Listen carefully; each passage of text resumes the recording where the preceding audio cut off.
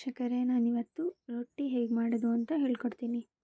First ಕಾಯಿ ತುರಿ, ಹಸಿಮೆಣಸಿನ್ಕಾಯಿ, ಕಡಲೆ, ಕೊತ್ತಂಬರಿ ಸೊಪ್ಪು ಮತ್ತು ಬೆಳ್ಳುಳ್ಳಿ ಇದನ್ನೆಲ್ಲ ಹಾಕಿ ಜಾರಲ್ಲಿ ರುಬ್ಕೋಬೇಕು.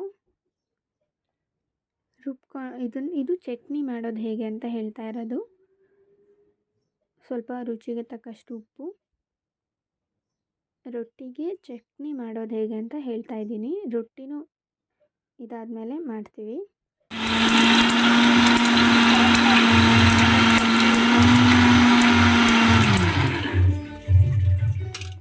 ಸ್ವಲ್ಪ ನೀರು ಹಾಕ್ಕೊಳ್ಳಿ ಮತ್ತು ರುಬ್ಕೊಳ್ಳಿ. ಮತ್ತು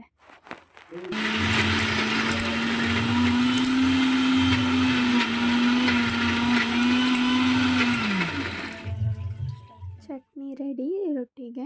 ಇವಾಗ ರೊಟ್ಟಿ ಹೇಗೆ ಮಾಡೋದು ಅಂತ ಹೇಳ್ಕೊಡ್ತೀನಿ.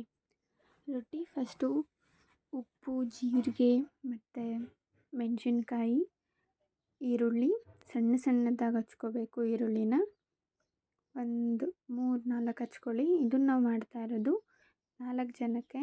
ಸೊ ನಾವು ಈ ಥರ ಹಚ್ಕೊಂಡಿದ್ದೀವಿ. ನಿಮಗೆ ಬೇಕು ಅಂದರೆ ಇಬ್ರಿಗೆ ಮಾಡ್ಕೊತಿದ್ದೀರಾ ಅಂದರೆ 1-2 ಹಚ್ಕೊಳ್ಳಿ. ಕ್ಯಾರೆಟು, ಕೊತ್ತಂಬರಿ ಸೊಪ್ಪು, ಕಾಯಿ ತುರಿ ಎಲ್ಲದನ್ನೂ ಹಾಕಬೇಕು. ತುಂಬ ಟೇಸ್ಟ್ ಬರುತ್ತೆ. ಅದಾದಮೇಲೆ ಅಕ್ಕಿ ಹಸಿಟ್ಟು ಹಾಕಬೇಕು. ಅದಾದಮೇಲೆ ರಾಗಿ ಹಸಿಟ್ಟು ಸ್ವಲ್ಪ ಆದರೂ ಹಾಕ್ಕೊಳ್ಳಿ.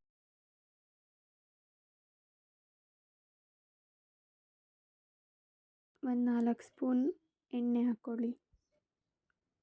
ಅದಾದಮೇಲೆ ನೀಟಾಗಿ ಕಲಿಸ್ಕೊಳ್ಳಿ.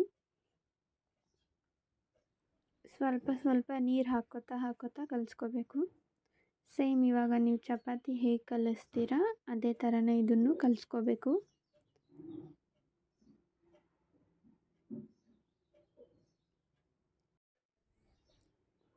ಸ್ವಲ್ಪ ನೀರು ಹಾಕ್ಕೊಳ್ಳಿ ಮತ್ತು ಕಲಿಸ್ಕೊಳ್ಳಿ. ಅದು ಸೇಮ್ ಚಪಾತಿ ಹಿಟ್ಟಾಗುತ್ತಲ್ಲ, ಚಪಾತಿ ಮಾಡಬೇಕಾದ್ರೆ ಹೇಗೆ ಮಾಡ್ತೀವಿ ಆ ಥರ ಆಗಬೇಕು ನೋಡಿ. ಈ ಥರ ಅದನ್ನು 5 ಮಿನಿಟ್ಸ್ ಮುಚ್ಚಿಟ್ಬಿಡಿ. ಅದಾದಮೇಲೆ ಅದನ್ನು ರೌಂಡ್ ಮಾಡಿಕೊಂಡು ರೊಟ್ಟಿ ತಟ್ತೀರಲ್ಲ ಅದರಲ್ಲಿ ಪೇಪರ್ ಬರುತ್ತೆ, ರೊಟ್ಟಿ ತಟ್ಟೋ ಪೇಪರು. ಅದನ್ನು ತೊಗೋಬೋದು. 5 ರುಪೀಸ್ಗೆ 10 ರುಪೀಸ್ಗೆಲ್ಲ ಸಿಗುತ್ತೆ. ಅದನ್ನು ತಗೊಂಡು ಅದ್ರ ಮೇಲೆ ನೀಟಾಗಿ ರೊಟ್ಟಿ ತಟ್ಟಬೇಕು.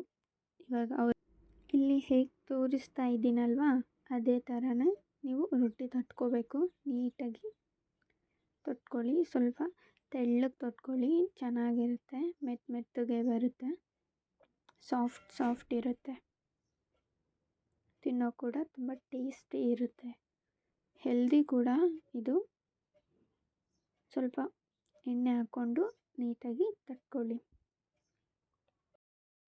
ಅದಾದಮೇಲೆ ಹೆಂಚನ್ನ ಬಿಸಿ ಇಟ್ಕೊಂಡು ಅದ್ರ ಮೇಲೆ ರೊಟ್ಟಿ ಹಾಕಿ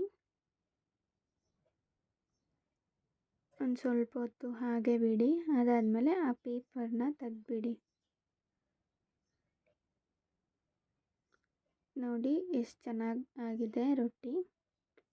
ಅದನ್ನು ನೀಟಾಗಿ ಬೇಯಿಸ್ಕೊಳ್ಳಿ ಒಂದು ಸ್ವಲ್ಪ ಹೊತ್ತು.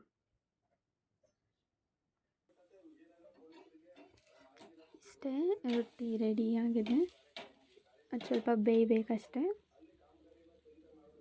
ಬೆಂದಾದಮೇಲೆ ರೆಡಿ ರೊಟ್ಟಿ. ನೋಡಿ ಎಷ್ಟು ನೀಟಾಗಿ ಇದೆ, ಚೆನ್ನಾಗಿರುತ್ತೆ. ತುಂಬ ಹೆಲ್ದಿ ಕೂಡ.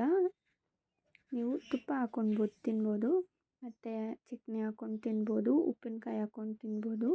ನಿಮಗೆ ಯಾವ ಥರ ಇಷ್ಟ ಆಗುತ್ತೆ ಆ ಥರ ತಿನ್ನಿ. ತುಂಬ ಚೆನ್ನಾಗಿರುತ್ತೆ. ಟ್ರೈ ಮಾಡಿ.